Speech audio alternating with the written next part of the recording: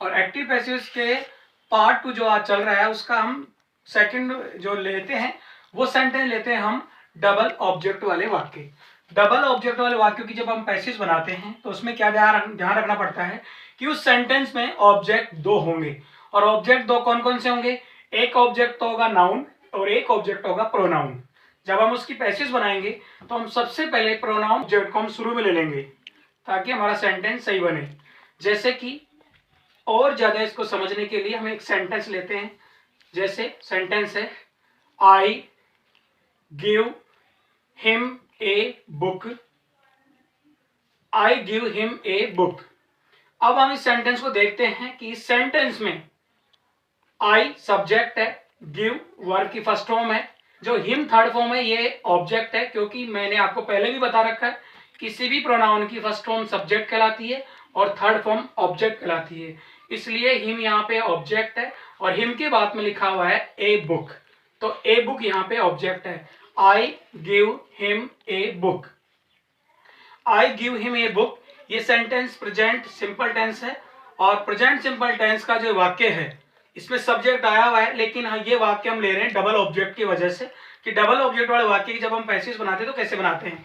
इसमें कुछ भी नहीं करना, डबल ऑब्जेक्ट है तो हम एक ऑब्जेक्ट को सब्जेक्ट के स्थान पर शुरू में ले लेंगे, बाकी बचा हुआ ऑब्जेक्ट उसी जगह रहेगा।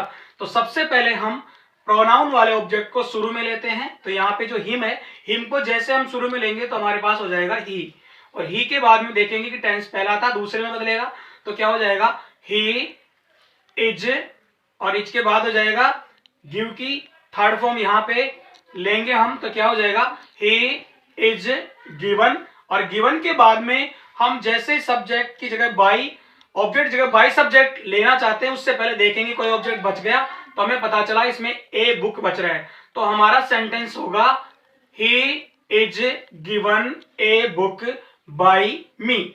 बाई में इसलिए लेंगे क्योंकि सब्जेक्ट हमारा आई है, आई को जब हम ऑब्जेक्ट जगह ले जाएंगे तो बाई प्लस सब्जेक्ट यहाँ पे आई का मी हो जाएगा, अदर इसमें है नहीं, इसलिए सेंटेंस यहीं पे कंप्लीट होता है। इसी प्रकार से हम देखते हैं आगे, यदि हमें मॉडल्स वाले वाक्यों की पैसिव्स बनाते हैं तो उसमें क्या करते हैं।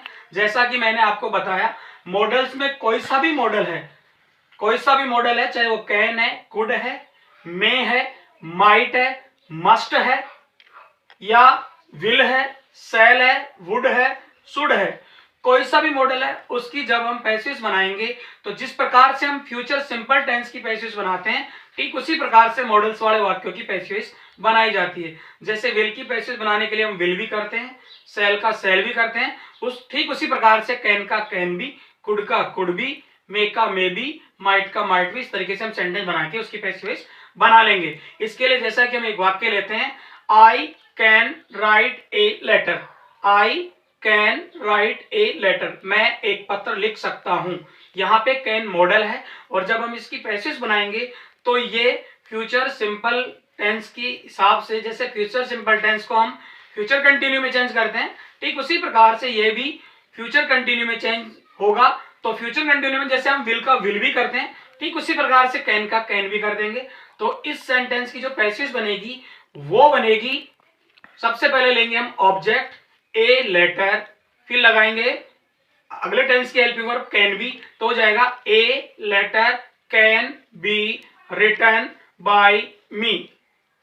ए letter can be written by me, ये हुआ I can write a letter, उसकी पैसिव्स बनी a letter can be written by me. इस प्रकार से हम कोई भी मॉडल्स वाला वाक्य होगा ठीक इसी प्रकार से हम उनकी पैसिव्स बना देंगे। नेगेटिव का आपको पता है, नेगेटिव में नॉट को कहां रखना है, वर्ब से पहले, से उसी प्रकार से हम वाक्य बना लेंगे। अब हम लेते हैं इंपेरेटिव वाक्य का ऐसा वाक्य जिसके एक्टिव वॉइस में प्लीज या काइंडली लिखा हो। तो अब हम लेते हैं प्लीज काइंडली वाले वाक्य, और प्लीज काइंडली वाले वाक्यों की पैसिव्स कैसे बनाई जाती है उसमें कुछ भी नहीं करना। जहां पे एक्टिव वॉइस के वाक्य में आपको प्लीज या काइंडली में से जो भी मिले हम उसको उठाकर उसकी जगह यू आर रिक्वेस्टेड टू लगा देंगे और आगे का शेष बचा वाक्य पूरा उतार देंगे। इसी प्रकार हमारा पूरा एक्टिव से पैसिव वॉइस का वाक्य कंप्लीट हो जाएगा।